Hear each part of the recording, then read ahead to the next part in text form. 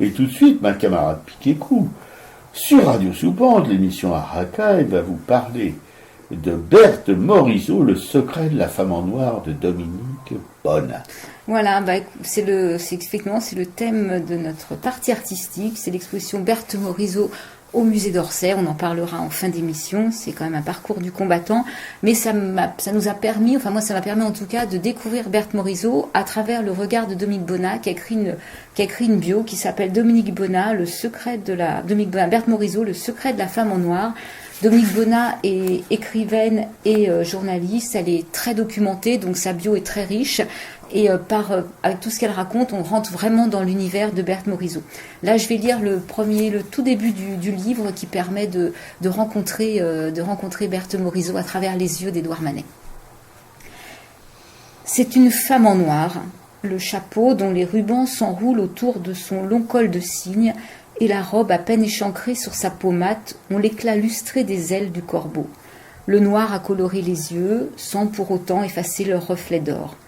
Le regard qu'il porte sur la vie est mordoré et chaud, étranger à tout cet attirail funèbre que la femme arbore avec élégance et désinvolture. Un lâche blanc transparaît sous le corsage, laissant un triangle de peau nue, tandis que les cheveux châtains en désordre, pleins de mèches rebelles, s'échappent du chapeau, la bouche aux lèvres charnues ébauche une petite moue, mi-câline, mi-boudeuse. Le teint doré, comme le fond des yeux, évoque le soleil, l'Espagne, on ne sait quel passé, à Tolède ou à Cordoue. Sur sa poitrine, au lieu d'un bijou, elle porte un bouquet de violettes. Il y a de la fierté dans ce visage de femme qui ne sourit pas, dans ce port de tête altier, dans ce regard calme et sûr, une fierté que le bouquet de violettes pourrait démentir, mais il sied à son air à la fois sincère et farouche. Sans panache ni arrogance, sans pose ni mièvrerie, cette femme a une manière particulière d'être soi, en toute simplicité. Comme la violette, en somme, sans faste, mais sans chichi. Le costume, la robe et les rubans, le chapeau, la coquetterie, tout cela importe peu. Ce qui retient, c'est la forte personnalité du modèle, et dans tout ce noir si noir, un rayonnement, une lumière. Le regard surtout fascine, à la fois doux et sévère. On n'en finirait pas de tenter d'analyser les nuances qu'il exprime. Il est en lui-même une énigme et ressemble à un gouffre. Ce qui laisse deviner, ou au moins entrevoir, c'est un tempérament. Il y a du feu dans ses pupilles, mais un feu maîtrisé, un feu qui brûle en dedans et communique au dehors, malgré une grande réserve, beaucoup d'ardeur, beaucoup d'intensité. Voilà, donc on reconnaît effectivement la description du tableau d'Édouard Manet, un Berthe Morisot au bouquet de violettes, et ça permet, c'est l'introduction pour après rentrer dans la vie de Berthe Morisot, la description de ce tableau. Oui, et d'ailleurs, vous direz peut-être que j'ai trop d'imagination, mais dans ce portrait de Berthe Morisot, je retrouve des airs à ce sculpteur féminin. Camille Claudel ? Ouais, complètement. Oui, je ne sais pas comment, mais ça me vient d'un seul coup, là. Il y a quelque chose, une espèce de détermination, une espèce de force qu'il y avait dans le regard de Camille Claudel. Sauf que elle, Berthe Morisot, n'a pas eu son destin tragique, parce qu'elle avait une famille exceptionnelle, pas comme celle de Camille Claudel, voilà, qui l'a toujours aimée, soutenue, etc., etc. Mais elle a été confrontée à des grands artistes comme Degas, comme Manet, etc. Mais qui ne l'ont pas écrasée, qui lui ont permis au contraire de s'affirmer. Voilà. Tout le contraire du destin tragique de Camille Claudel. Ouais, donc voilà, donc après, c'est vrai que Dominique Bonnat a pu parcourir pas mal d'archives, pas mal de correspondances aussi de Berthe Morisot ou des gens qui l'entouraient, et donc elle nous livre cette biographie passionnante. Et d'ailleurs, sur la première page d'introduction, il y a une phrase de Berthe Morisot: nous mourrons tous avec notre secret, et on verra ce qu'est le secret de Berthe Morisot, justement un secret qui ne sera pas dévoilé, parce que ça reste un secret. Oui, on pense que c'est surtout ma camarade qui est grande romantique. Bon, enfin, on vous parlera de tout ça.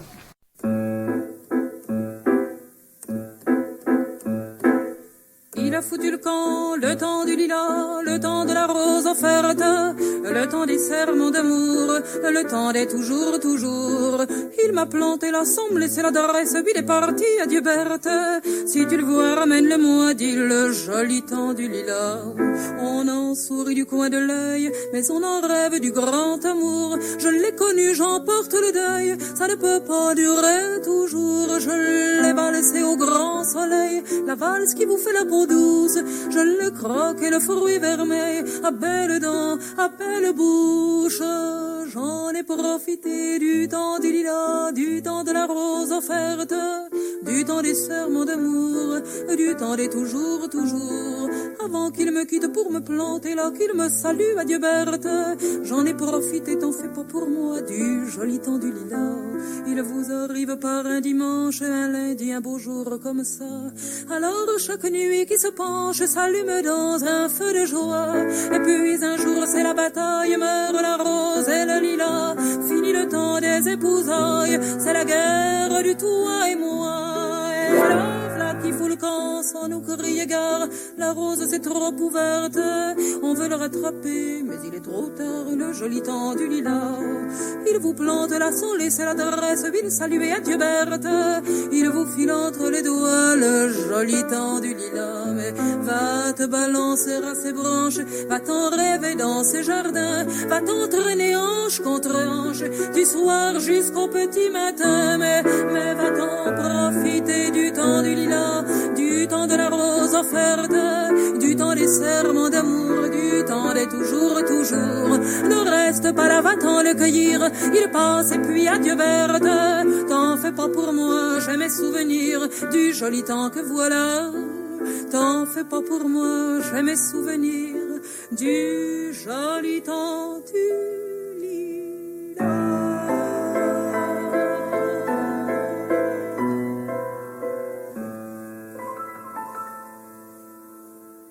Le temps du lilas, interprété par Barbara. Vous écoutez toujours l'émission Racaille, hein, qui est consacrée aujourd'hui à Berthe Morisot. Voilà, donc après cette introduction que nous offre Dominique Bonnat, je vais essayer de faire un petit peu la bio, donc grâce à ce livre justement, à essayer de voir qui était cette Berthe Morisot et comment elle a vécu. Alors Berthe Morisot, elle est née à Bourges en 1841. Son père est un ancien préfet, alors c'est une tendance monarchiste orléaniste qui a été révoquée à 2 reprises. Elle a été révoquée une première fois en 1848 et puis une deuxième fois en 1851. En 1848, c'est l'arrivée de Napoléon III. Non, 51. Oui, 51, et 48, c'était c'est les grèves de 48, c'est la grande manifestation, la révolution de 48, quoi. Et donc, comme il avait des relations, il obtient quand même un poste de conseiller à la Cour des comptes, et là, il fera carrière à la Cour des comptes jusqu'à la fin de sa vie. Donc, ce qui permet quand même à sa famille d'avoir une vie confortable, une vie plutôt bourgeoise. En même temps, c'est un des rares qui ne vient pas de la bourgeoisie. Son père était ébéniste. Mmh. Et non, le père du père. Le père du père, ouais. Et Berthe Morisot, en fait, ce père, justement, avait un diplôme d'architecte. En fait, c'est un artiste frustré, c'est-à-dire qu'il voulait faire de l'architecture. Et puis, voilà, sûrement pour plaire à la famille, il a fait haut fonctionnaire, quoi. On peut préciser aussi que sa grand-mère paternelle, justement, elle descend des Fragonard. Donc, on va retrouver quand même une influence artistique dans la vie de Berthe Morisot. Sa maman avait de la passion pour la musique. Elle aurait adoré être concertiste. Bon, après, elle a eu des enfants et elle n'a pas pu faire profession de la musique. C'est le sort de beaucoup de femmes. Ouais, donc il y a quand même un environnement artistique tout autour de Berthe Morisot. Alors Berthe a 2 sœurs, une sœur aînée qui s'appelle Edma et une sœur plus jeune une sœur aînée qui s'appelle Yves, donc un prénom un peu curieux, un prénom de garçon, hein, et une sœur plus jeune qui s'appelle Edma. Alors Edma, à savoir que le père s'appelle Edmé, et elle aura un petit frère un petit peu plus tard qui s'appellera Tiburce. Donc ce qu'on voit, c'est que Berthe a déjà un caractère bien affirmé. Elle peut s'opposer à son père et elle vit dans un univers qui est quand même globalement féminin. Il y a plus de filles que de garçons. Et comme tu le disais tout à l'heure, dans un environnement plutôt protecteur, avec une maman qui souhaite quand même que les filles soient heureuses et s'épanouissent, ce qui n'est pas toujours la norme au 19e siècle. Donc ces filles vont apprendre ce qu'on appelle les arts dits d'agrément, la musique, le chant, la broderie, le dessin, les bonnes manières aussi, quoi. Et le piano, justement, par rapport à la frustration de Madame Morisot, mère, qui était frustrée de ne pas avoir travaillé dans la musique. Elles vont suivre des cours de dessin, les sœurs aiment bien dessiner, donc la maman va trouver un cours de dessin dans Paris. Alors elle va trouver des cours, c'est 4 heures, 3 fois par semaine, dans un atelier poussiéreux, mais qui est très loin. Elles habitent du côté de Passy, et en fait il faut prendre des transports, c'est pénible, donc rapidement elles vont abandonner, parce que le professeur est pas gai, et en plus c'est compliqué pour y aller, quoi. Donc elles vont prendre des cours chez Guichard qui va leur enseigner l'art, et rapidement ce Guichard va sentir que les sœurs ont du talent et qu'elles pourraient vraiment devenir peintres. Il va leur proposer d'aller faire des copies au Louvre, donc elles vont s'y rendre, toujours accompagnées de maman. Il faut savoir que la maman, c'est le chaperon, elle sera souvent là autour de ses filles à surveiller ce qui se passe, et qu'à ce moment-là, le Louvre, c'est une vraie ruche, c'est un atelier géant où tout le monde se met devant les tableaux et travaille, quoi. Il y a beaucoup d'activités, et qu'en plus il y avait un bon commerce des copies. On pouvait vendre facilement des copies d'œuvres d'art, quoi. Donc c'est au Louvre qu'elle rencontre aussi Fantin Latour, et qui va leur permettre d'élargir un peu leur cercle de relations avec des artistes qui ne sont plus des artistes académiques. Et Fantin Latour, c'est aussi lui qui présentera Édouard Manet aux sœurs Morisot. Alors on est en 1860, Berthe a envie de peindre en plein air, et elle va rencontrer Corot par l'intermédiaire de son professeur, et elle et Pissarro vont devenir élèves de Corot. En 1864, les deux sœurs exposent.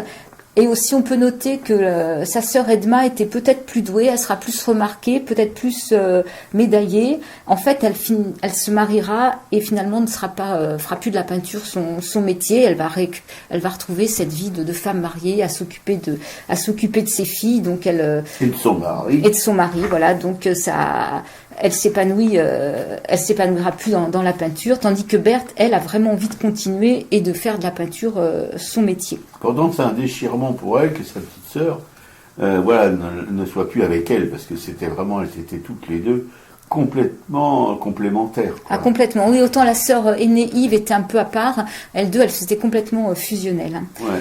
Alors en 1865, c'est une grande première parce que le papa leur fait construire un atelier. Il faut savoir qu'au début, effectivement, Berthe et sa sœur travaillent dans la salle à manger ou dans le salon, et qu'elles rangent systématiquement leurs petites affaires. C'est dans un placard, et à chaque fois, il faut sortir le matériel. Donc elles peignent le matin, elles rangent pour le déjeuner, et puis elles repeignent l'après-midi, mais qu'il faut absolument ranger ce matériel. Et là, le fait d'avoir un atelier, ça va leur permettre quand même de pouvoir s'installer plus confortablement, quoi. En 1868-1869, justement, c'est cette rencontre avec Édouard Manet au Louvre, et Berthe en est complètement émue. Elle va rapidement avoir une complicité avec Édouard Manet. C'est joliment dit, émue. Voilà, et il faut savoir qu'il fera d'elle 11 portraits, et par contre, il ne l'a jamais peint en train de peindre, il l'a jamais représenté en artiste peintre. Et puis donc c'est le mariage de ces deux sœurs, et si elle est désemparée par le mariage d'Edma, elle continue, donc ce qu'on disait, elle continue toujours de peindre avec passion, et elle va écarter tous les prétendants. Elle trouve pas chaussure à son pied parce que moment elle est très active de ce côté-là aussi. Voilà, parce qu'au bout d'un moment, elle arrive à la trentaine, et effectivement, les jeunes filles de cet âge-là doivent se marier, et c'est difficile. Elle aurait peut-être eu un penchant pour Fantin Latour, mais il semble pas intéressé. Puvis de Chavannes aussi, qu'elle a pu côtoyer, est plus âgée. Et puis finalement, il se déclare pas, donc le temps passe. Et elle se marie finalement avec Eugène Manet, qui est le frère d'Édouard Manet. Il faut savoir qu'Édouard Manet, lui, est déjà marié. Il vit avec Suzanne, donc il est pas libre, quoi. Même si on imagine qu'il y a cette grande complicité justement à travers ces portraits, c'est un peu le secret dont parle Berthe Morisot, c'est que à la fin de sa vie, on verra que autant elle a gardé de la correspondance avec beaucoup d'artistes, autant celle de Manet en fait a disparu. Donc on ne sait pas du tout s'il y a eu une histoire intime entre elle ma et camarade, Manet. je vous avouerai qu'il y en a eu une histoire, hein, parce que là, on est complètement persuadés. Ouais. Alors par contre, ce qui ne plaît pas trop à la famille de Berthe Morisot, c'est que les Manet ne représentent pas leurs valeurs. Les Manet sont républicains. Édouard Manet s'est engagé dans la garde républicaine au moment de la Commune, donc ils auraient vraiment préféré... Pas dans la garde républicaine, Doudou. La garde nationale. Ouais, la garde nationale. Donc ils auraient vraiment préféré un autre parti, quoi. Et ben Berthe se marie avec Eugène Manet, qui est peintre également et qui semble vraiment bien la comprendre. C'est-à-dire que effectivement, même si au départ c'est pas une histoire d'amour folle furieuse, ce mari est tout à son attention. On verra qu'il va l'aider systématiquement quand il y a des expositions. Il va tout organiser. Alors même si il n'est pas très heureux, si elle se lève et qu'elle est un peu mal coiffée, mal habillée parce qu'elle a peint, il fera quand même tout son possible pour qu'elle s'épanouisse en tant que femme peintre, quoi. Oui, c'est la seule chose qui le chagrine, c'est son manque de tenue. Voilà, donc ils font leur voyage de noces à l'île de Wight, et d'ailleurs dans l'exposition il y a quelques toiles qui sont de l'île de Wight. Et en 1872, Paul Durand-Ruel lui achète les impressionnistes et il va acheter des tableaux de Berthe Morisot. Donc on arrive en 1875, date de cette première exposition des impressionnistes, et on peut voir que donc Berthe Morisot va intégrer ce groupe, et pas simplement l'intégrer, qu'elle va être un moteur dans ce groupe, parce qu'elle fera toutes les expositions des impressionnistes, sauf à l'exception de celle de 1879 qui correspond à la naissance de sa fille Julie. Elle est encore fatiguée, donc elle n'a pas l'énergie pour faire en même temps une exposition et s'occuper de son enfant. Mais elle sera là, et elle fera en sorte que les expositions se passent bien, parce qu'on connaît les égos des peintres. Ces peintres nous sont tous très sympathiques, mais ils étaient sans arrêt en train de se disputer pour un oui, pour un non. Ils avaient leurs égos. Oui, ça c'est remarquable qu'elle ait pu calmer un peu tout ce monde. Voilà. Alors d'ailleurs, le groupe des impressionnistes, en fait, au départ, devait s'appeler le groupe des intransigeants, et puis le groupe des indépendants. Et Degas, lui, voulait que ça s'appelle la Capucine, parce que la première exposition a lieu dans l'atelier de Nadar, boulevard des Capucines. Alors Berthe est bien entourée, avec ses amis peintres, et elle a 3 amis qui lui sont pratiquement chers, enfin très chers, même 4, que Dominique Bonnat appelle les 4 mousquetaires. Il y a Renoir, il y a Monet, il y a Degas, et il y a le poète Mallarmé. Et d'ailleurs, après, quand elle va perdre son mari, c'est Renoir et Mallarmé qui seront tuteurs de sa fille Julie. Donc il y a la naissance de sa fille Julie en 1878, et là, Berthe va s'épanouir aussi dans la maternité. C'est une surprise, je pense, pour elle. Cet enfant va être un révélateur, et on verra qu'elle va la peindre sous toutes les coutures et très rapidement. Et là, elle va, même si elle a une nourrice pour la nourrir, elle va énormément la materner. Elle est complètement folle de sa fille, et elle va même changer physiquement. C'est-à-dire qu'elle était plutôt mince, anorexique quand elle était dans une lettre comme torturée, et là on peut sentir un certain apaisement et même une vie familiale qui va lui convenir beaucoup plus. Elle devient comme vraiment amoureuse, je pense, de son mari, et elle peut mener donc tout ça de front, ses expositions et sa peinture. En 1883, c'est la mort d'Édouard Manet. Alors Édouard Manet, on suppose qu'il est mort de la syphilis, et d'ailleurs dans la famille, on dit qu'il a dû attraper quelque chose au Brésil. Bon, à mon avis, il n'y a pas que le Brésil pour attraper la syphilis, parce qu'on sait qu'Édouard Manet était parti comme marin avant d'être peintre. Mais dans la famille Manet, effectivement, le frère Gustave va aussi, je crois, mourir de la syphilis. Et son mari, qui est Eugène Manet, lui aussi est bien malade, bien affaibli aussi. On pense que c'est aussi la syphilis. Donc les 3 frères, en fait, meurent de la syphilis. Et Eugène Manet, donc le mari de Berthe Morisot, lui meurt en 1892. Donc Berthe est encore jeune, elle a 51 ans. Et sa fille Julie n'a que 14 ans. Donc, il a eu une agonie qui en finissait. Qui dure 5 ans, oui. C'est terrible. Ça devait être terrible, en fait. Et donc, il y a quand même une atmosphère très mortifère autour de Berthe Morisot, parce qu'elle a sa sœur Edma qui meurt aussi, donc elle va même récupérer les enfants d'Edma, ses nièces, qu'elle va garder chez elle. Je crois que sa maman est morte aussi, donc c'est quand même c'est quand même très très triste, même si elle continue d'exposer, et qu'elle exposera à Bruxelles, qu'elle exposera dans la galerie de Georges Petit ses tableaux impressionnistes. Julie après va tomber malade, sa fille Julie tombe malade, elle a une grippe, donc Berthe va soigner sa fille Julie, et en fait là va contracter probablement ce virus de la grippe, et elle va être très affaiblie, et elle va mourir le 2 mars 1895. Donc Julie en fait très rapidement est orpheline, elle aura ses 2 tuteurs, Renoir et Mallarmé. Et on peut lire sur le certificat de décès de Berthe Morisot, et au niveau de la profession, sans profession. Voilà, quand elle meurt, elle est sans profession, quoi. Parce que peintre, pour une femme, c'est pas une profession. Ouais, c'est assez affligeant. Et d'ailleurs, sur Internet, il y a la conférence inaugurale de l'exposition par la commissaire d'exposition qui s'appelle Sylvie Patry. Et il y a un texte de Berthe Morisot qu'elle cite à la fin de cette conférence, et qu'elle aurait dû mettre en début d'exposition. C'est ce qu'on lui a un peu reproché, parce que c'est une phrase qui est quand même assez juste. Voilà ce que dit Berthe dans ses cahiers en 1890. « Je ne crois pas qu'il y ait jamais eu un homme traitant une femme d'égal à égal, et c'est tout ce que j'aurais demandé, car je sais que je les vaux. » Très bien, Berthe. J'en connais une autre comme ça, tu vois, Berthe. Oui, moi je suis pas allé évidemment à cette expo que ma camarade a assurée. Je supporte plus Orsay, ni le Louvre, et je supporte pas ces cohortes d'amoureux de l'art, oui, mais de l'art, comment on pourrait dire, de l'art de consommation. Et elle y est allée, et évidemment, j'ai eu des informations sur ce qu'elle a vu, etc.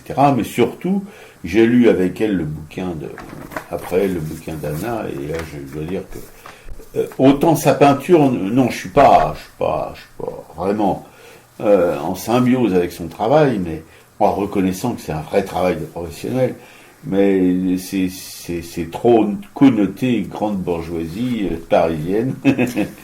Et voilà, bon, mais je reconnais, mais tandis que ma camarade, elle a les pleins pots avec, il n'y a aucun doute là-dessus, et je suis assez d'accord avec elle. Bah moi, ce que j'y vois, je parlerai d'exposition après, moi j'y vois le combat d'une femme Voilà. qui a su s'imposer dans un monde d'hommes. Et justement, après sa mort, il y a une année après, il y a Renoir, Monet, Degas et Mallarmé qui organisent une rétrospective de son œuvre, qui ont fait un catalogue. Et là, il y avait 390 œuvres, et c'était la plus importante exposition consacrée à Berthe Morisot. Et d'ailleurs, c'est très drôle, Dominique Bonnard raconte un peu les anecdotes de cette exposition, où là, il se trouve encore le moyen de se disputer, parce que je crois que Degas quand même avait un caractère de cochon, oui. même s'il était estimé de tout ce monde, parce qu'il est reconnu pour son talent, mais entre Renoir, Monet, enfin c'était toujours un petit peu compliqué. Il fallait mettre des reproductions, enfin des tableaux à tel endroit, ils n'étaient pas d'accord, il fallait mettre une cloison. Enfin bon. Alors il s'en allait. Il claque la porte et il s'en va. Non, mais voilà, mais c'est remarquable. Vous vous rendez compte, ce nombre de pièces. Je ne sais pas s'il y a déjà eu des expositions à cette époque ou aujourd'hui, où il y a près de 400 pièces, c'est invraisemblable. Alors à Orsay, il n'y a pas 400 pièces, ça, c'était Non, l'exposition mais qui a je te eu dis, lieu. il n'y a jamais eu d'expo depuis qu'on regarde les expos où il y a eu autant de pièces exposées. Ça, c'est complètement inconcevable.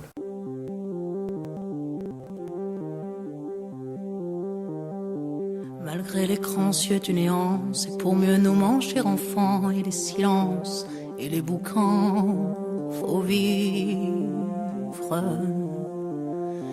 Et bien qu'aveugle sur fond de nuit, entre les gouffres infinis des milliards d'étoiles qui rient, faut vivre. Malgré qu'on soit pas toujours beau et que l'on ait plus ses 16 ans, et sur l'espoir un chèque en blanc, faut vivre. Malgré le cœur qui perd le nord, au vent d'amour qui souffle encore et qui parfois encore nous grise, faut vivre. Malgré qu'on n'ait pas de génie, n'est pas Rimbaud qui veut pardir et qu'on se cherche un alibi. Malgré tous nos morts sans coquette qui errent dans les rues de nos têtes, faut vivre.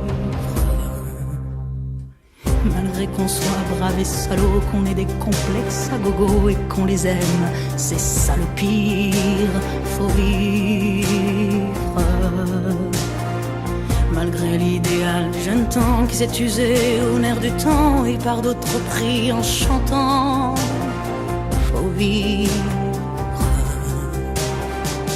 Malgré qu'en se tournant vers le passé, on est effrayé de s'avouer qu'on a tout de même un peu changé. Faut vivre. Malgré que l'on soit de passage, qu'on vive en fou, qu'on vive en sage, tout finira dans un naufrage. Faut vivre.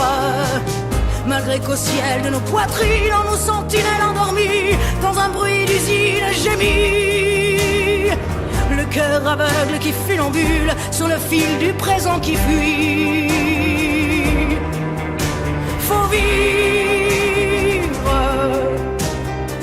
Malgré qu'en nous un enfant mort si peu parfois remue encore comme un vieux rêve qui agonise.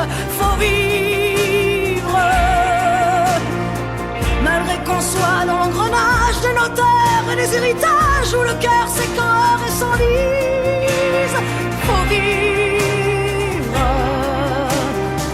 Malgré qu'on fasse de l'humour noir sur l'amour qui nous en fera boire jusqu'à ce qu'ils nous disent au revoir, faut vivre. Malgré qu'à tous les horizons, comme un point d'interrogation, la mort nous regarde d'un œil ivre. Faut vivre. Malgré tous nos serments d'amour, tous nos mensonges jour après jour, et bien que l'on n'ait qu'une vie, une seule pour l'éternité, malgré qu'on la sache rater. Faut vivre.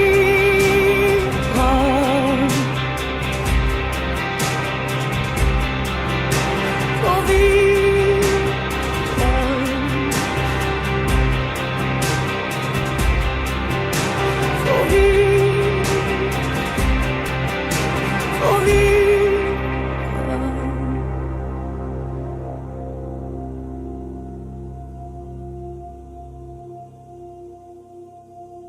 Faut vivre.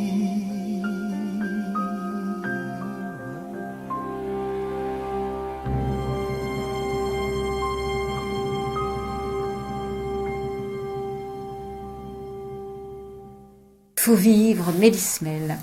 Oui, toujours sur Aragaï, la radio Soupante, la station de Rapinçant face en l'ouest en Courbette.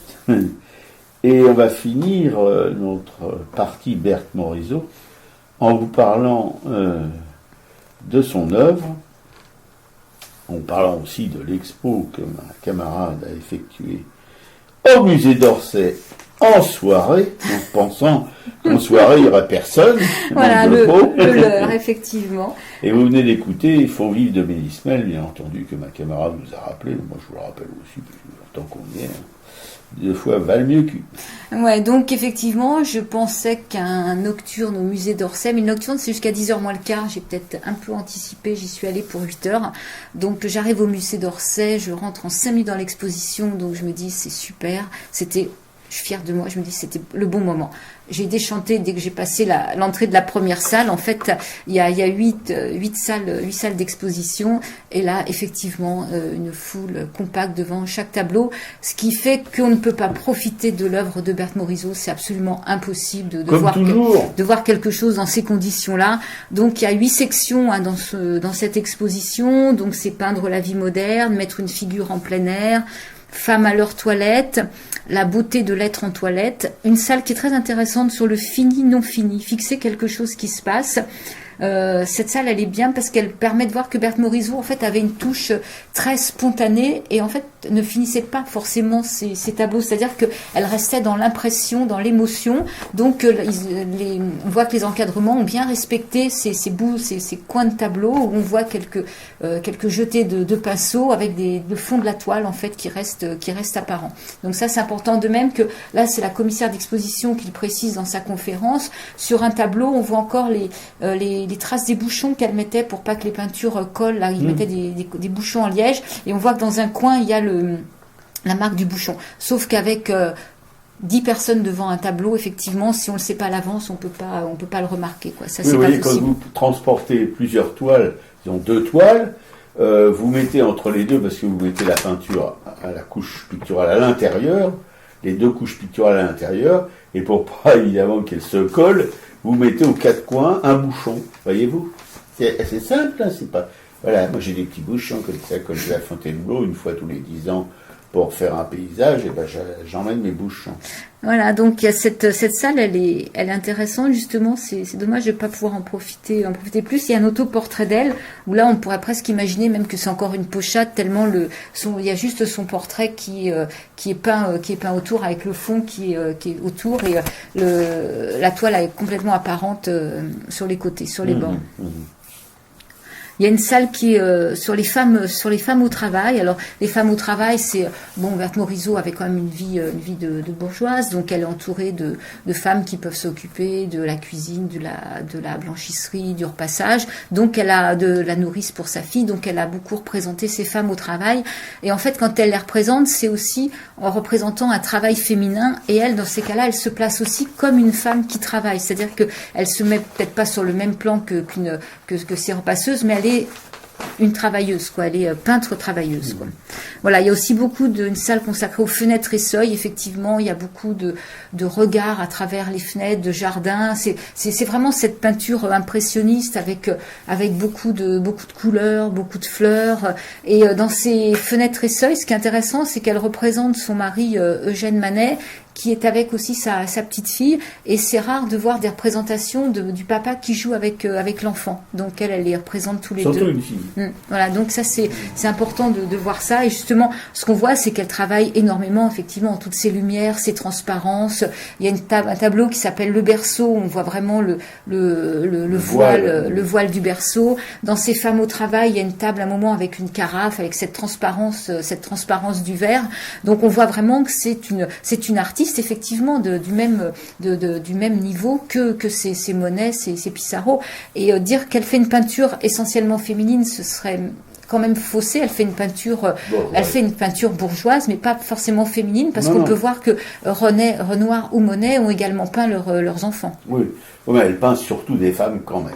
Elle peint beaucoup sa fille. Oui, sa fille, mais aussi... Et ses sœurs, beaucoup ses sœurs. Oui, beaucoup ses sœurs, mais elle peint des femmes, quoi, voilà. Les hommes, à part son mari, on peut il y a quand même...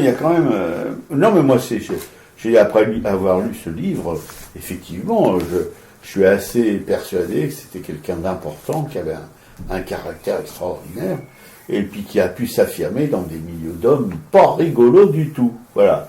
Ça, on peut absolument pas lui retirer ça. On peut aimer ou pas aimer sa peinture comme moi, quoi. Moi, je suis pas vraiment fanatique, vous commencez à le savoir, mais je respecte infiniment cette personne, pas seulement comme femme, mais comme peintre aussi.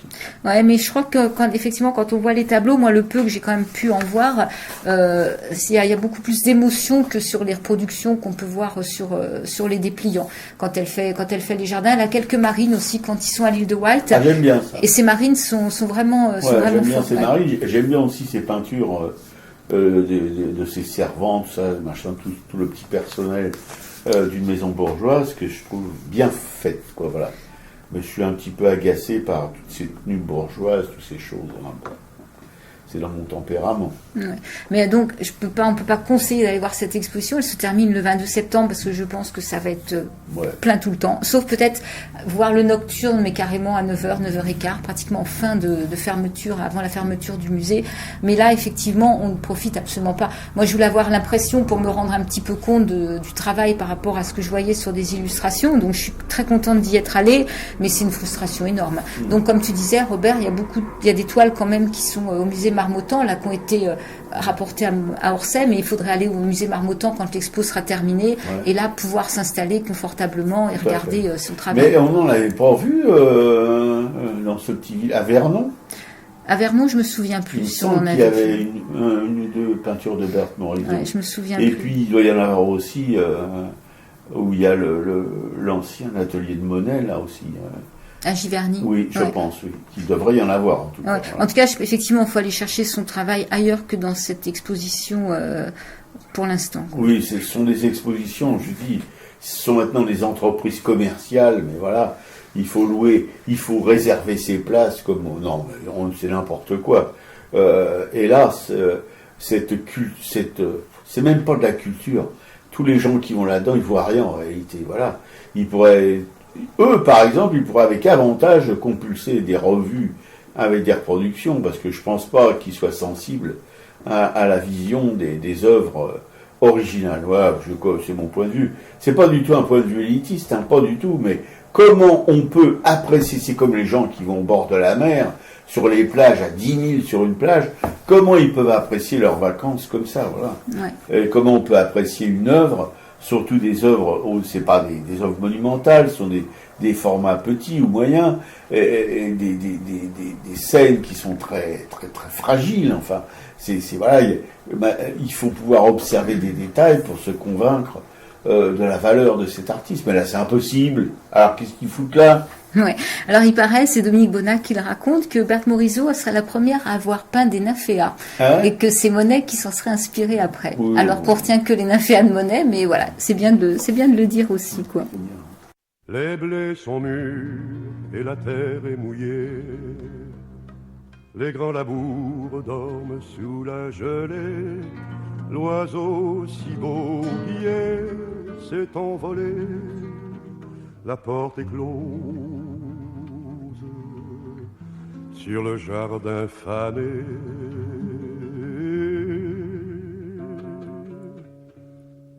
Comme un vieux radeau oublié, sous la neige je vais hiverner. Photos d'enfants qui courent dans les champs seront mes seules joies pour passer le temps. Mes cabanes d'oiseaux sont vidées, le vent pleure dans ma cheminée. Mais dans mon cœur je m'en vais composer l'hymne au printemps pour celle qui m'a quitté. Quand mon ami viendra par la rivière, au mois de mai, après le dur hiver, je sortirai bras nus dans la lumière et lui dirai le salut de la terre.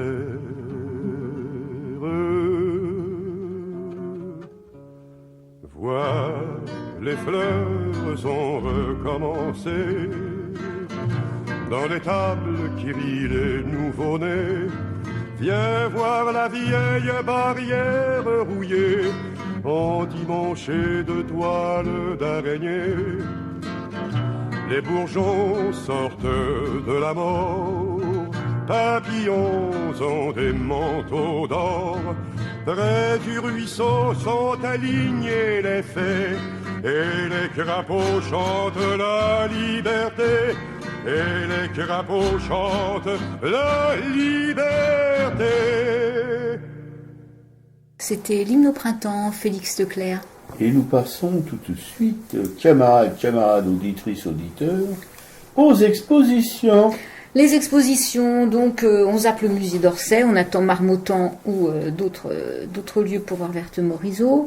Et on parle de Jules Adler. Jules Adler, toujours à la piscine de Roubaix jusqu'au 22 septembre. Donc, essayez vraiment d'y aller. Ou alors, on attend que l'exposition soit, je ne sais pas si ce sera exactement la même, au musée d'art et d'histoire du judaïsme, je crois, à partir de la mi-octobre à Paris.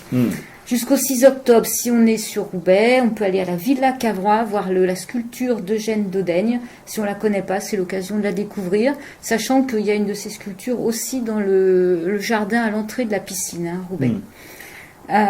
Sinon sur Roubaix c'est pareil, non, c'est au LAM à Villeneuve d'Ascq. On a nos bonnes copines Corinne, Anne-Emmanuel et notre copain Fred qui sont allés voir les Muses Insoumises autour de Delphine Seyrig, donc c'est intéressant aussi, ce sont des petites vidéos sur le féminisme. Adolfo Kaminski pour l'instant, donc au musée d'art et d'histoire du judaïsme, c'est jusqu'au 8 décembre.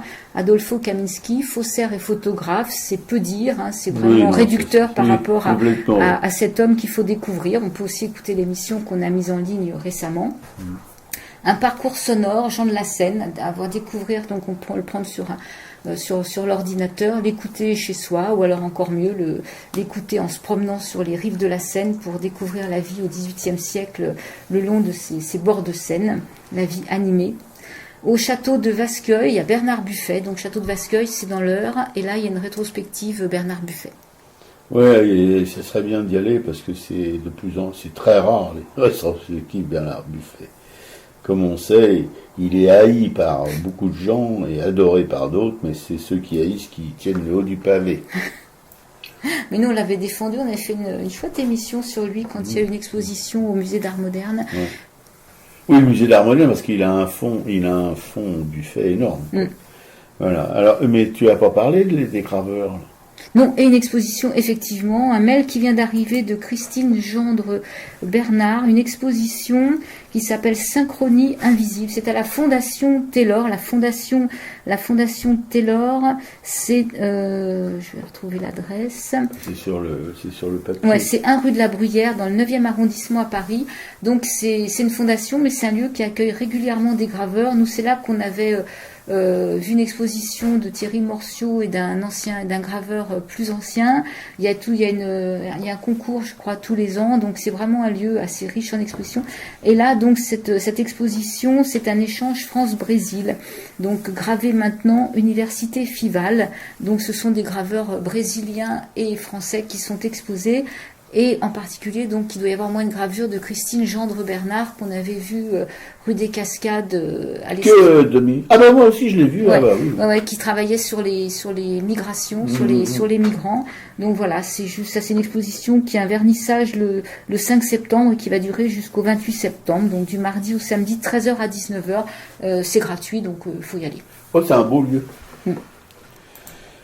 Et puis le culturel de la semaine, avec un film de Grand Corps Malade et de Mehdi Idir qui s'appelle La vie scolaire. Ouais, un film qui vient tout juste de sortir, qui nous a vraiment régalé. C'est voilà, on est dans les cités, on est à Saint-Denis, hein, c'est la vie scolaire. La vie scolaire, ce qu'on appelle la vie scolaire, c'est le bureau de la conseillère principale d'éducation, et on va vivre un peu la vie de ce collège à travers le bureau de la principale d'éducation, tous les allées et venues qu'il y a dans ce bureau, la vie de cette jeune CPE qui vient d'Ardèche et qui, pour des raisons personnelles, on verra dans le film, a demandé un poste en région parisienne, et le regard de quelques enfants de ce collège qui vont être très attachants et avec qui on va pouvoir rentrer un petit peu plus dans leur monde, dans leur souffrance, et pleurer, rire aussi un petit peu, mais surtout aussi quand même pleurer. Oui, enfin on rentre dans un monde complètement inconnu, hein. Mais il n'y a pas besoin d'aller dans les cités. Le monde, pour les adultes en tout cas, le monde des adolescents, c'est vraiment l'aventure, hein. C'est comme aller dans la jungle. Ils parlent différemment, ils se comportent différemment. Ils ont toujours été un peu comme ça, les adolescents, mais de plus en plus complètement séparés par leur style de vie, leurs amours, etc., du monde des adultes, hein, et c'est très visible à l'école. Sauf que ce qui est intéressant dans ce film, c'est qu'on s'aperçoit qu'en fait, à part cette jeune CPE qui, elle, est vraiment carrée, elle est pieds sur terre, elle est interprétée par Zita Enroth, hein, c'est une actrice, vraiment une actrice talentueuse qui a été remarquée dans le film Fatima. Elle avait eu un meilleur César du jeune espoir féminin. Elle est vraiment exceptionnelle.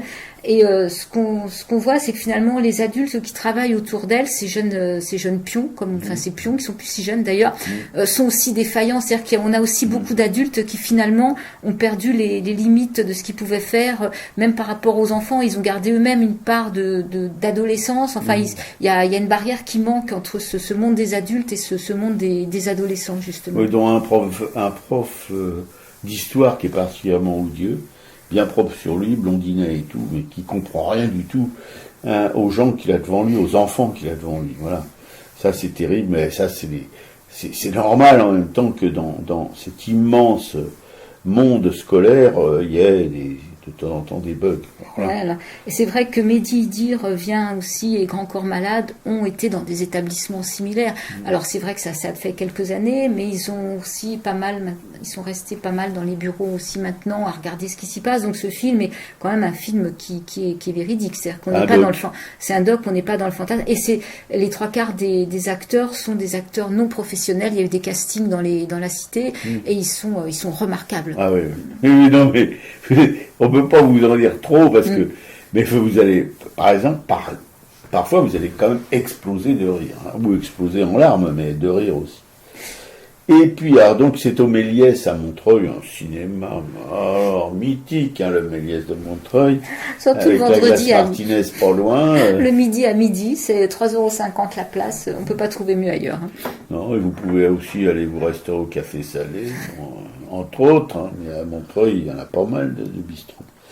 Et puis lire, alors là, je suis en train de lire Va-t'en, Casse-toi de David Tullman. Alors là, il assure que c'est vraiment un livre que tout le monde devrait lire pour se rendre compte de ce qui est de sa vie de château en France, en tout cas aujourd'hui, malgré tout ce qui va pas, évidemment, ça ne va pas non plus avoir un regard angélique sur le monde. Mais Va-t'en, c'est la vie d'un jeune Hongrois de confession juive, orthodoxe, son père est rabbin, et c'est hallucinant de lire la vie.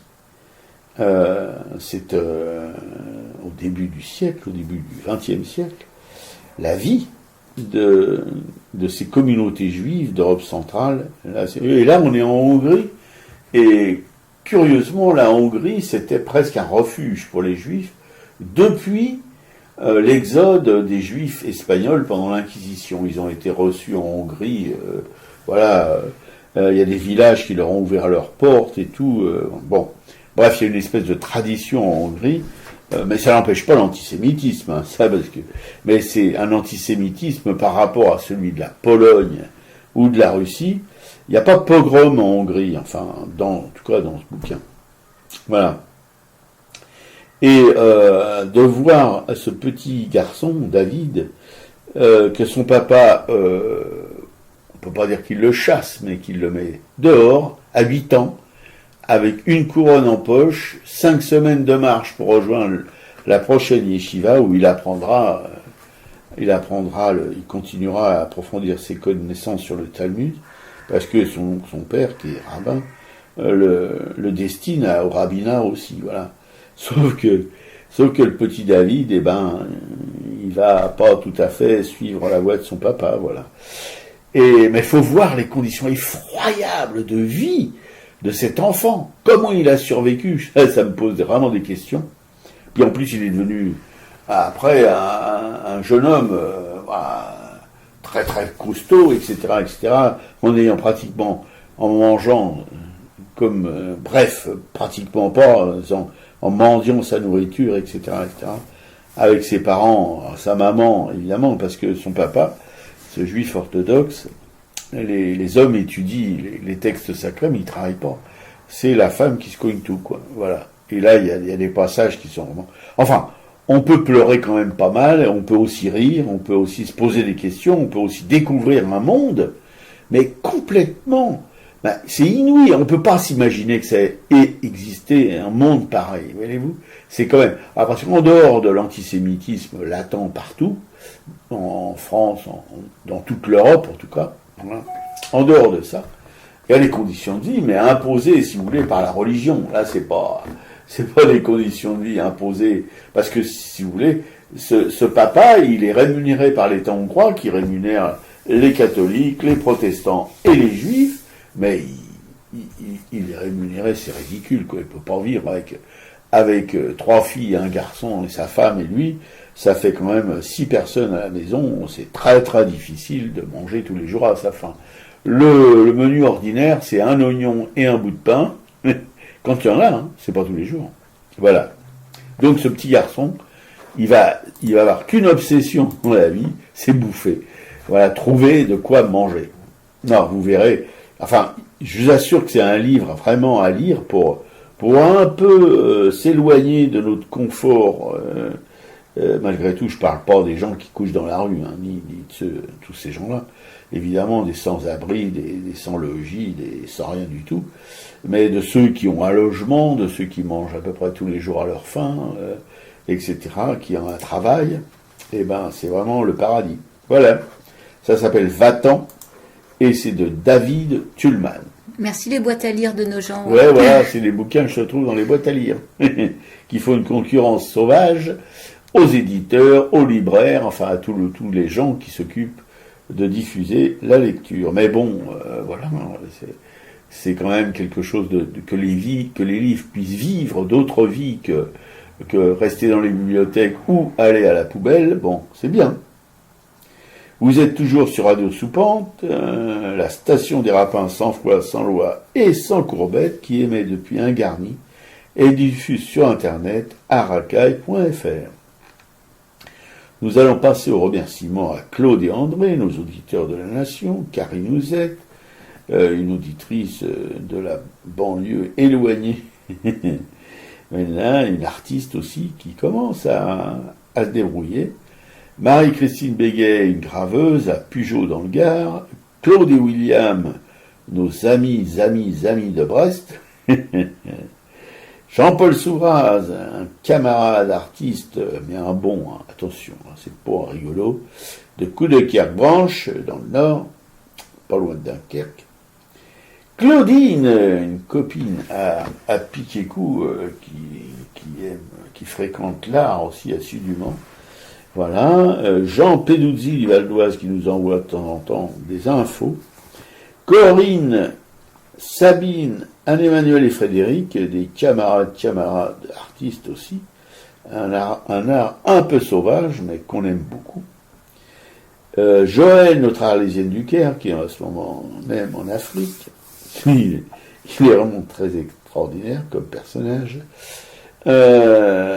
Frédéric, alors Juliette Planck, aussi une graveuse émérite qui est en relégation à Rochefort-sur-Mer. Clément, qui grave sur tout ce qui bouge, le Van Gogh de la gravure. Agnès Dubar, une graveuse aussi en relégation dans l'Ariège. Alors ils savent pas où aller, mais la région parisienne ou le Nord, ça leur plaît pas. Marie-Christine Perrondet et Christophe des militants, hein, voilà. Larousse Flamboyante, vous connaissez, enfin, qui a 2 émissions dans une radio concurrente, Flemmardise, et il y a des choses dans la poste. Des cailloux dans l'engrenage. Des cailloux dans l'engrenage. José Arthur du Mélange, qui a recommencé ses émissions hier à 4h à 16h de l'après-midi, toujours sur cette radio concurrente. José Arthur du Mélange, qui a des émissions super, Croprof, c'est un pro de chez Pro. Anne Isabelle Roubaix, une peintre de Bourg-Marlotte, qu'on a découvert grâce à Florence Quenu, qui est la libraire de l'Empreinte à Bourg-Marlotte, et Colette et Alain Gonzalez, on peut dire Colette et Alain Gonzalez Alain, qui est un collectionneur d'art. Voilà. Vous savez tout, l'émission est à l'écoute sur notre blog aracaille.fr et on va se terminer avec Mélisse Mel, qu'on a repris dans notre giron pour la chanson aux armes. Goodbye les camarades, auditrices, auditeurs. Salut tout le monde.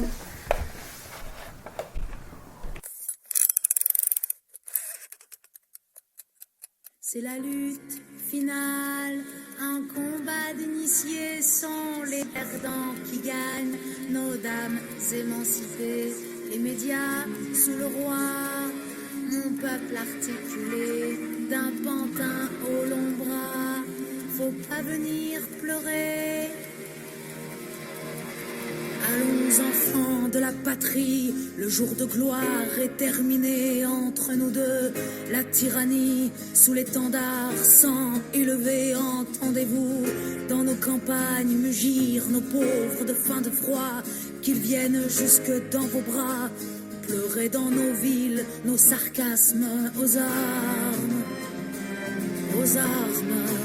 etc.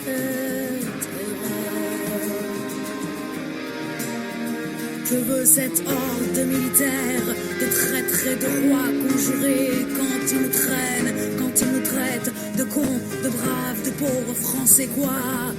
Ces cohortes étrangères feraient la loi dans nos foyers quoi? Nos flics soldats mercenaires alors qu'on est tous étrangers aux armes, etc.